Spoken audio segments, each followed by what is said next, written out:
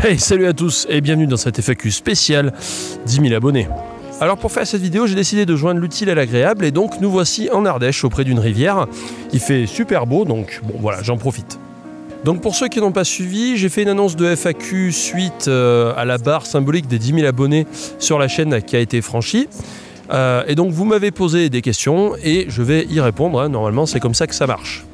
Donc déjà merci encore une fois pour les 10 000 abonnés, voilà, ça fait plaisir, ça prouve qu'il y a des gens qui s'intéressent à mon travail. Et donc avant d'attaquer la FAQ en elle-même, j'ai deux annonces à faire. Alors la première annonce, c'est que j'ouvre un compte sur Mastodon. Alors Mastodon c'est quoi? Eh ben c'est un réseau social sous licence libre ou open source qui, contrairement à Twitter, Facebook, etc., est vraiment ouvert, donc c'est un protocole ouvert. A priori, c'est plutôt basé sur une gestion en bien commun, plutôt qu'une entreprise privée qui, grosso modo, se fait du pognon avec le contenu qu'on produit. Pour tout vous dire, j'ai pas encore créé le compte là au moment où je tourne cette vidéo, hein, je vais le faire plus tard dans le week-end, donc le nom va s'afficher quelque part. Et je vous invite à rejoindre ce réseau social parce qu'au final, un réseau social fonctionne quand il y a du monde. Donc il faut bien qu'il y en ait au début qui viennent. Donc il commence déjà à y avoir du monde. La deuxième annonce, c'est que j'ai déménagé. Donc il y a un nouveau décor. Et là, attention, magie du montage. Donc là, vous pouvez voir le nouveau décor. Je suis dans un espace qui est plus petit et j'ai reconstruit moi-même toute une structure avec un magnifique parement en briques. Hein. C'est pas de la tapisserie, c'est du vrai parement en briques. J'en suis fier. C'est la première fois de ma vie que je pose du parement. Donc c'est pas ultra propre, mais bon, on s'en fout. Et du coup, ce décor va évoluer au fur et à mesure du temps. Mais en tout cas, ce sera là-dedans que je ferai les nouvelles vidéos. Ça, c'est la deuxième annonce que j'ai à faire. Maintenant, passons à la FAQ. Cette FAQ sera divisée en trois parties. La première partie va traiter plutôt de moi, enfin de mon expérience, etc. Je ne vais pas raconter ma vie, mais plutôt de tout ce qui tourne autour de moi, mon parcours, mes études, enfin les questions classiques. La deuxième partie va plutôt traiter de la chaîne. Donc je vais parler de tout ce qui a trait à la chaîne et à son évolution. Et la dernière partie, ça sera les questions en vrac, enfin ce que j'ai pas pu classer, quoi, grosso modo. Donc je vous ai mis les timers dans la vidéo si vous voulez sauter les parties, puisque ça risque d'être un poil long. Donc on va commencer par la première question. Comment régler le conflit israélo-palestinien ?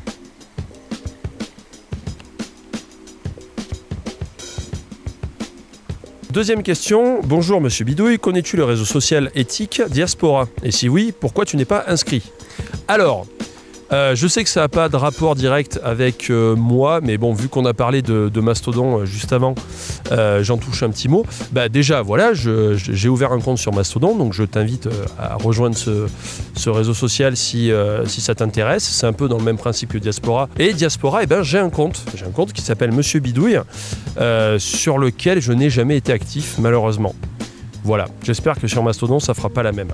Alors, vu qu'on m'a posé des questions sur mon âge, ma profession, etc., je vais vous faire mon CV et mon CV de maker, comme ça au moins ça sera fait et je mettrai ça un jour sur mon site web quand j'aurai refait mon site web. Au niveau de mon âge, j'ai 28 ans, mon métier c'est Fab Manager, donc je travaille dans un Fab Lab, la fabrique d'objets libres, donc c'est le Fab Lab de Lyon. Je viens d'Ardèche, c'est pour ça que je tourne en Ardèche, parce que là je suis rentré un petit peu voir mes parents. Et au niveau des études, j'ai un BTS électrotechnique et un Master 2 en sociologie. Au niveau des projets que j'ai réalisés, je vais vous faire un petit peu le CV de bidouilleur que j'ai, histoire de voir un petit peu, histoire que vous voyez un petit peu comment j'envisage la bidouille. Le souvenir de bidouille que je me souviens le plus loin, c'est qu'en 6e, je crois, avec un pote, on avait démonté un moteur de voiture. C'était un XUD de 305 diesel, donc un 4 cylindres diesel, un moteur de bagnole, quoi. Et on l'avait entièrement démonté dans le jardin. Ça a été pas très écologique parce qu'il y a toute l'huile qui était allée dans l'herbe, enfin c'était une catastrophe. Mais en tout cas, on avait tout démonté. Voilà, donc ça c'est mon premier souvenir, on va dire, de vraie bidouille que j'ai fait. Ça devait être en 6e, je crois. Depuis d'ailleurs la 5e ou la 6e, avec ce même pote, on s'était mis dans l'idée de fabriquer un kart. Alors pour la petite histoire, au début on devait faire une caisse à savon. Et puis au bout d'un moment on s'est dit ça serait bien de mettre un moteur sur la caisse à savon, donc on a trouvé un moteur thermique qu'on voulait mettre dessus. Et puis on a trouvé un châssis de karting. Donc on s'est dit ça serait cool de faire un karting. Et puis après on s'est dit que vu qu'on pouvait pas aller sur la route avec, hein, c'est pas très légal, ça serait bien d'avoir un kart cross, parce que comme ça on pourrait aller dans les chemins. Et donc depuis ce jour-là, on a un chantier de kart cross qui n'a jamais été arrêté. C'est-à-dire que jamais on s'est dit on arrête, donc il est toujours en chantier, ça fait une dizaine d'années qu'on n'y a pas touché je crois, mais en tout cas il est toujours en chantier. Et alors au début on voulait faire un kart cross vraiment tout bête, et puis au bout d'un moment, à force d'aller sur les forums, sur internet, etc., on a fini par choper un vrai plan de kart cross homologué pour la course. Donc là on devait être en fin de collège, début de lycée je dirais, ou plutôt au début du lycée, hein. Et entre-temps, on a racheté une 2 chevaux et on a récupéré le moteur de la 2 chevaux pour le mettre dans le kart. L'avantage du moteur de 2 chevaux, hein, pour faire un kart cross, le frein de la 2 chevaux, il est directement sur la sortie du moteur. En fait, une 2 chevaux n'a pas de frein à disque à l'avant, elle a un frein à tambour qui est directement à la sortie du moteur. Et donc du coup, c'est très pratique parce qu'on a juste à fixer le moteur et on a déjà des freins intégrés. Le projet du kart n'a jamais été terminé. Mais en tout cas, on avait acheté une cintreuse, on avait commencé à faire le châssis. À peu près dans les années fin du collège, début lycée, j'ai appris à souder, j'ai appris à meuler, j'ai appris à faire du béton, j'ai appris à utiliser le touret à meuler. Bref, des trucs indispensables quand on est à la campagne, quoi.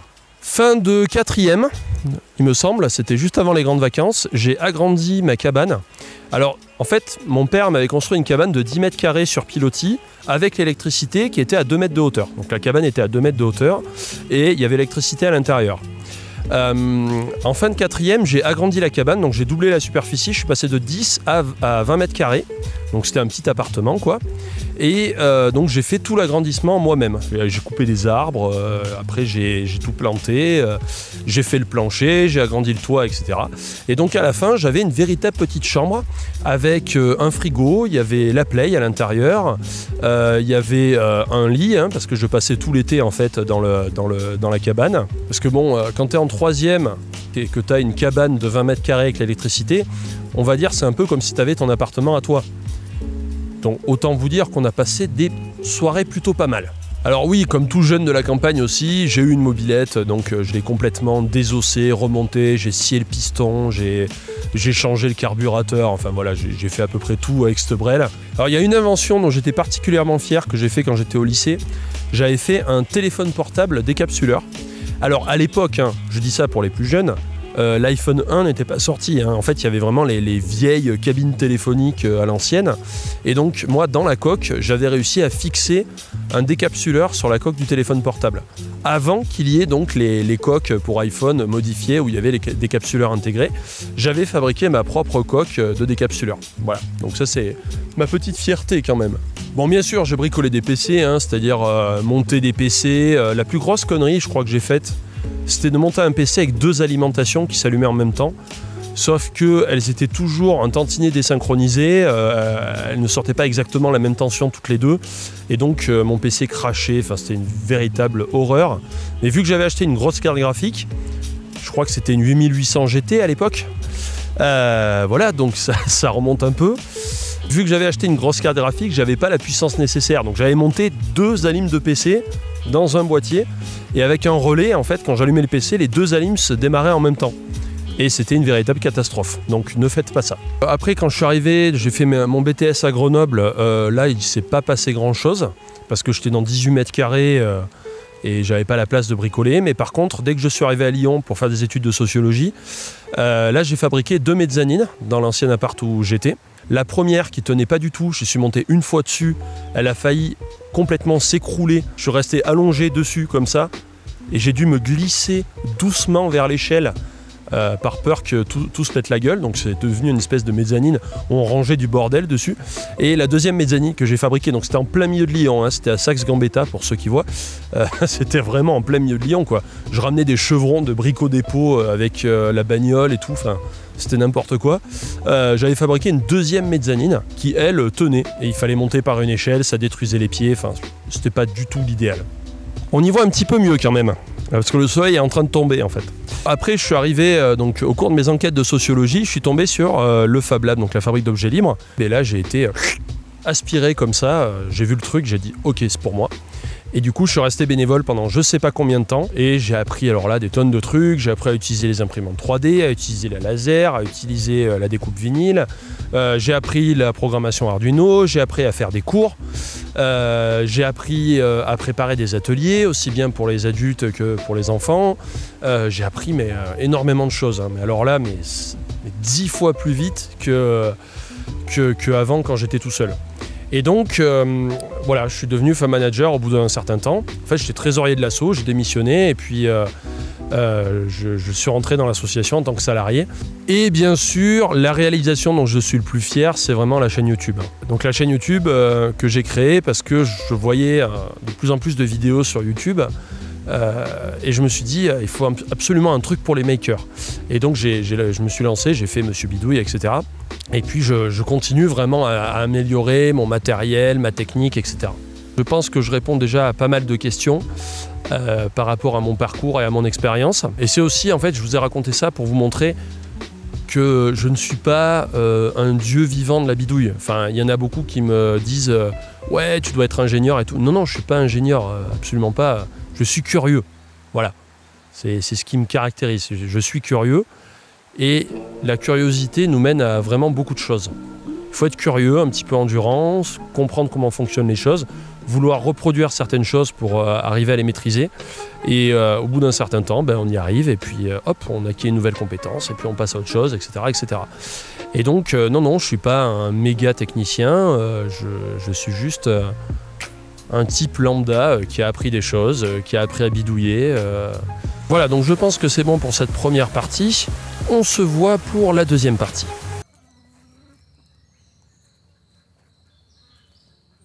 Donc maintenant, nous allons aborder les questions relatives à la chaîne. Salut, c'est quoi la pire vidéo que tu as fait et le meilleur projet que tu as réalisé? Donc pour le meilleur projet, je l'ai déjà dit, c'est la chaîne YouTube. Techniquement, la pire vidéo que j'ai faite, je pense que c'est la première. Pourquoi? Parce que je débutais, hein, je connais absolument personne qui fait de la vidéo. J'avais aucun background dans le domaine de la vidéo. Donc je ne savais absolument pas faire. Du coup, je débutais, quoi, et puis j'ai fait avec les moyens du bord. Donc cette vidéo, le fond reste bon. Je pense que si c'était à refaire, je l'actualiserais parce que l'impression 3D a évolué, mais je ne changerai pas le texte, la manière dont j'ai expliqué et ce que j'ai expliqué est bon. Par contre, la forme, c'est une catastrophe. Voilà, c'est ma première vidéo et je savais pas faire, quoi, tout simplement. Qui sont tes sources d'inspiration, d'autres makers, artistes ou vidéastes? Cette question, en fait, je pourrais la diviser en deux catégories. Enfin, au niveau des sources d'inspiration, je pourrais la diviser en deux catégories. Il y a les sources d'inspiration vidéo et l'autre catégorie, c'est plutôt le fond, donc les makers. Est-ce qu'il y a des makers qui m'inspirent? Alors, au niveau du fond, j'ai pas vraiment d'inspiration. Je vais piocher à droite à gauche. Donc, j'emprunte à la sociologie, j'emprunte un petit peu, donc j'emprunte bien sûr au monde des makers, beaucoup dans ma propre expérience, puis beaucoup de choses sur internet bien entendu. Au niveau des vidéos, alors là c'est plus compliqué, en fait je pioche à droite à gauche des éléments. Je suis plutôt un technicien en fait, et la vidéo je l'aborde souvent d'un point de vue technique. Maintenant je commence à me poser la question d'un point de vue que signifie l'image et que signifie le montage, etc. Mais j'en suis vraiment, voilà, j'essaye d'effleurer le truc du bout des doigts, quoi. Donc ce que je fais, c'est que je pique des idées, des astuces techniques à droite à gauche sur les vidéos. Je regarde beaucoup de vidéos sur YouTube et donc je vais piquer des astuces, des mises en scène, des montages, des effets spéciaux, des mouvements de caméra, des choses comme ça, sans pour autant tomber dans la pâle copie. J'essaye de m'approprier le truc. C'est ça qui est le plus difficile en fait, c'est de s'approprier les codes. Et je pense que je commence à y arriver, même si pour l'instant j'ai aucune vidéo, dans toutes les vidéos que j'ai sorties, il n'y a aucune vidéo que je considère comme étant exempte de défauts majeurs. Salut, bravo pour tes 10 000 abonnés, as-tu l'intention de faire une vidéo sur FreeCAD? Alors oui, c'est prévu de faire une vidéo sur FreeCAD. En fait, j'ai beaucoup de vidéos de prévues, j'ai promis trop de choses. Mais les 2 vidéos que j'ai faites sur la modélisation 3D, en fait, je devais faire une partie sur FreeCAD que j'ai enlevée parce que je me suis rendu compte que ça pouvait faire une vidéo hors série à part. Donc, elle est quasiment écrite. Faudrait que je reprenne quelques trucs, que je fasse une intro et que je réarrange tout ça, mais c'est quasiment écrit. Et j'ai prévu de faire une vidéo courte, une sorte de hors-série sur FreeCAD, pour parler spécifiquement de FreeCAD. Parce que je considère que c'est vraiment un logiciel sur lequel il faut s'attarder parce qu'il y a vraiment des choses à dire. Slip, caleçon ou boxer? Mais en fait, aucun des trois, hein. Moi, je porte systématiquement ce genre de choses. J'ai longtemps mis tes vidéos de côté en pensant que ça ne traitait que de bidouilles et que j'allais les regarder au moment de bidouiller. Quand j'ai enfin regardé tes vidéos sur le temps, le piratage d'objets, la récupération et la transition énergétique, j'ai halluciné sur la qualité de ton travail, merci, d'analyse et de vulgarisation, qui va au-delà du simple tuto sur telle ou telle bidouille et qui n'a rien à envier au travail des youtubeurs vulgarisateurs les plus prospères. Ma question, ne veux-tu pas créer une nouvelle chaîne ou bien mieux orienter ta chaîne sur des analyses de méta-bidouilles métaphysiques? Car clairement, j'ai failli passer à côté et je crois ne pas être le seul. Alors il y a beaucoup de choses à dire là-dessus, je vais essayer de faire court parce que là je peux vraiment partir très loin. Oui, ma chaîne est un petit peu particulière parce que je ne fais pas de tuto. En fait, j'ai jamais voulu faire de tutoriel. Si un jour je fais du tuto, ça sera sur une chaîne secondaire. Et pour l'instant, je n'ai pas de quoi alimenter une chaîne secondaire. Déjà que j'ai vraiment du mal à être régulier sur les Monsieur Bidouille. Faire une chaîne secondaire, ça serait suicidaire. Donc il faut que j'arrive à prendre un rythme de croisière, il faut qu'il y ait un intérêt derrière, il faut que j'ai plus d'abonnés avant de lancer une chaîne secondaire. Donc non, je ne pourrai jamais monter une deuxième chaîne, j'aurai jamais le temps de l'alimenter. Par contre, c'est vrai que donc la chaîne Monsieur Bidouille n'a pas pour vocation à faire de tutos. Elle a vocation à parler de bidouille et de tout ce qui va autour. Quand tu dis méta-bidouille, métaphysique, des trucs comme ça, en fait, c'est tout simplement le fait de parler du phénomène de société qu'il y a autour. Pourquoi je fais ça? Parce que je trouve ça hyper important. Le monde des makers a besoin justement de pouvoir se penser lui-même. Et moi, j'essaye d'apporter à mon petit niveau ma pierre à l'édifice. Il n'y a pas que moi, bien sûr. Hein. Il y a des livres qui sont sortis, il y a des médias autour des makers, etc. Je pense à Makery, par exemple, qui est un média français, qui est excellent d'ailleurs, je vous conseille d'aller voir, qui parle justement des labs, qui fait des articles de réflexion de temps en temps, etc. Et moi, j'essaye à mon niveau d'apporter ma petite pierre à l'édifice pour qu'on puisse se dire « Ah ouais, la transition énergétique, en fait, on peut, en tant que maker, l'approcher de ce point de vue-là, ou l'approcher d'un autre point de vue. » Mais mon idée, voilà, c'est de montrer, moi, des fenêtres et de dire, ouais, on bidouille pas juste dans notre garage, quand on bidouille, ça peut apporter autre chose.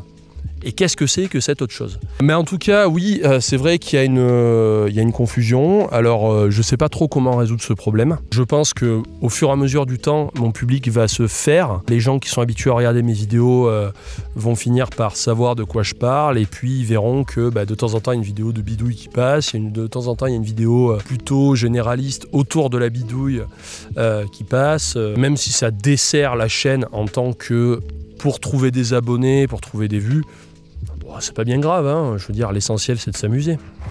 Du coup, on va passer dans la troisième partie, les questions diverses. Donc, dernière partie, première. Pardon, mais c'est quoi cette coupe de cheveux ?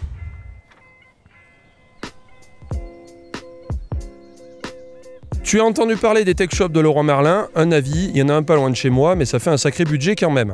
Les tech shops de Leroy Merlin, tech shop, en fait, ce qu'il faut savoir, c'est que c'est une marque qui vient des États-Unis et c'est un accord qui a été passé entre Leroy Merlin et Tech Shop. Pour la petite histoire, à l'époque, en 2013, Tech Shop devait s'implanter en France avec l'aide du gouvernement français, si j'en crois mes sources, on va dire. L'accord a échoué et ça s'est traduit par un appel à projet qui a financé pas mal de Fab Labs, dont par exemple usine.io qui est à Paris, qui est un peu un équivalent de Tech Shop. C'est pas un Fab Lab, mais c'est une usine collaborative de fabrication.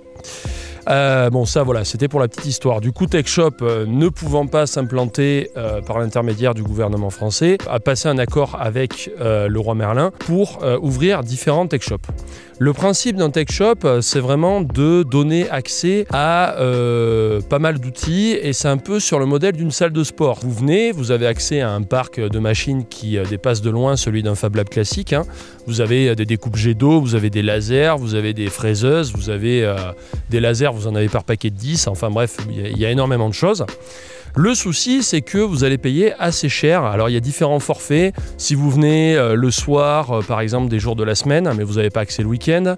Si vous venez que le week-end, si vous voulez louer juste 1 heure ou 2, sachant qu'ensuite, il faut passer différentes formations, etc., etc.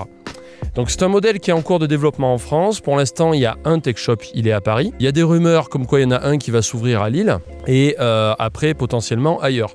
Pour l'instant, Leroy Merlin est en train de tester en fait. Ils sont en train de voir si ça fonctionne ou si ça fonctionne pas. Donc on verra plus tard après comment ça évolue. quelle est la différence en fait avec les Fab Labs? C'est que le Tech Shop est plus sur le modèle de la salle de sport et il est plus sur le modèle de tu viens, tu fais ton truc, tu te barres. Les labs apportent tous quelque chose de particulier alors que le Tech Shop, vous allez être plutôt sur un modèle calibré. Tous les Tech Shops vont se ressembler, les forfaits vont être à peu près similaires et vous allez retrouver toutes les techniques de partout. Alors que les Fab Labs peuvent développer leurs propres techniques. Les Fab Labs n'ont pas tous le même modèle économique, ils n'ont pas tous le même statut, il y en a c'est des associations, il y en a c'est des boîtes, donc du coup c'est pas forcément, comment dire, ils sont pas tous pareil.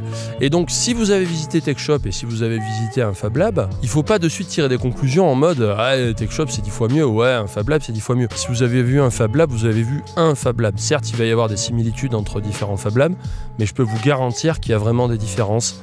Donc du coup il faut vraiment aller voir les labs près de chez soi et voir l'ambiance qu'il y a, voir les gens, etc.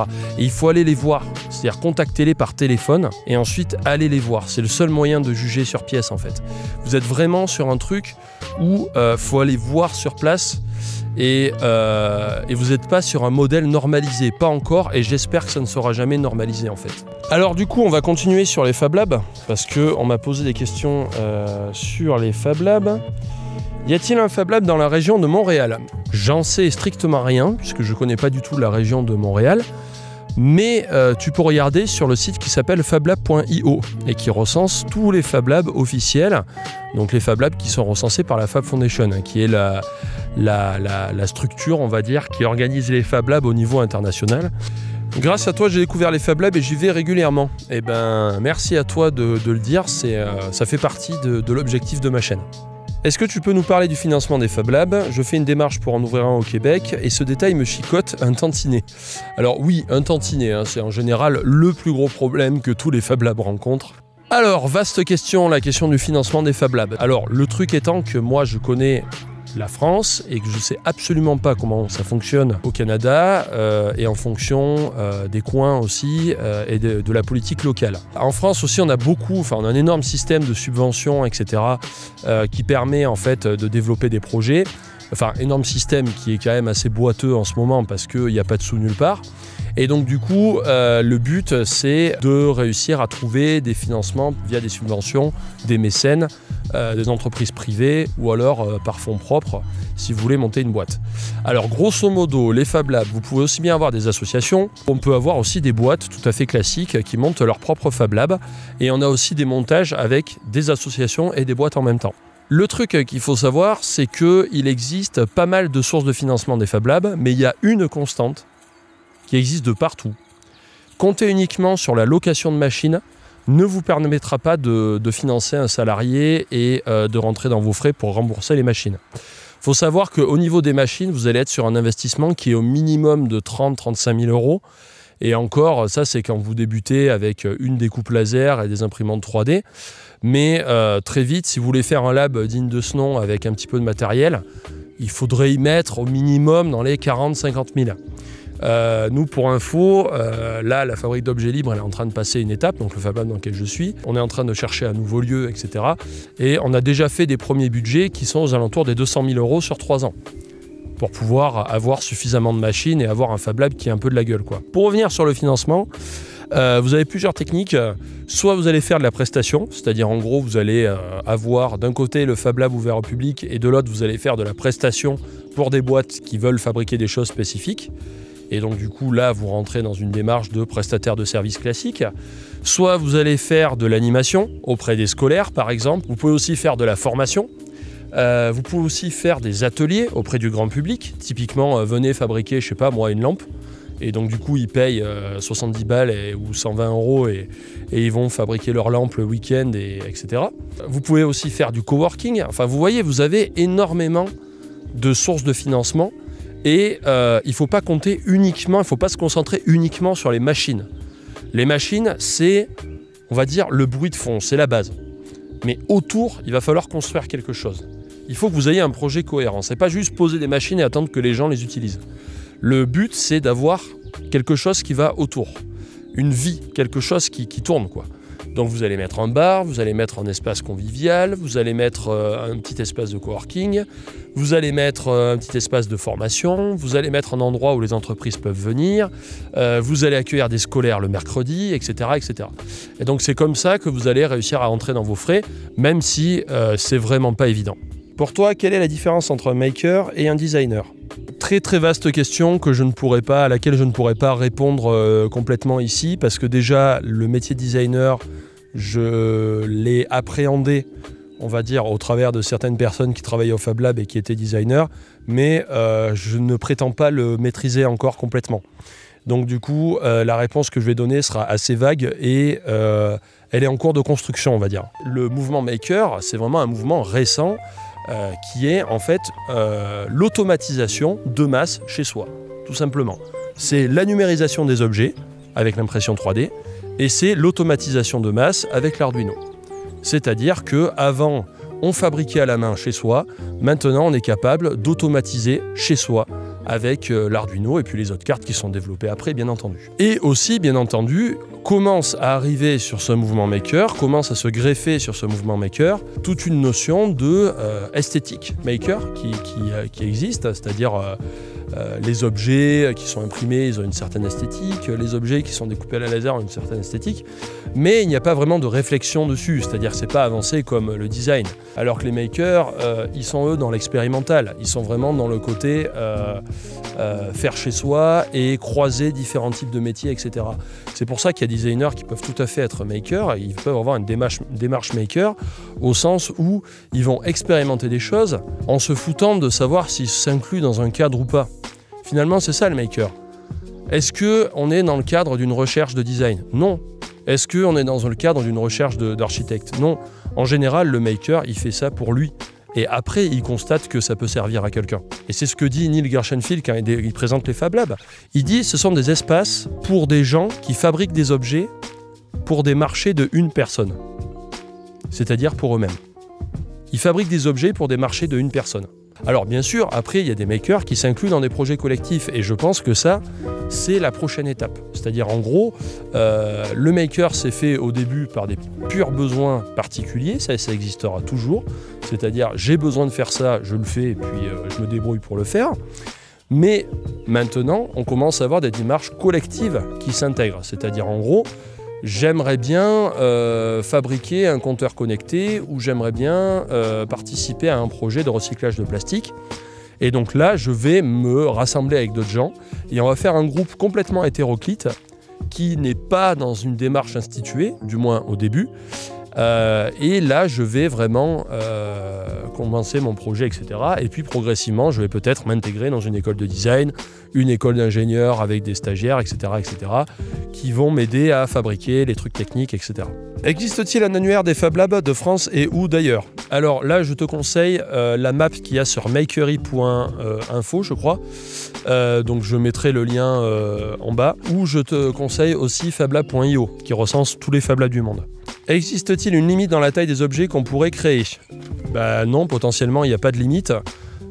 Sauf après des limites physiques, c'est-à-dire si tu veux construire un truc qui fait plusieurs kilomètres de long en porte-à-faux, oui, c'est sûr que là c'est compliqué, mais potentiellement il n'y a pas de limite puisque on peut fabriquer ces imprimantes 3D assez grosses, etc. Après tu rencontreras juste des problèmes nouveaux, mais il n'y a pas forcément que l'impression 3D, hein. Tu peux très bien fabriquer une fraiseuse qui fait 6 mètres de long, c'est juste que tu vas y mettre 30 000 € de matériel, mais tu peux la fabriquer.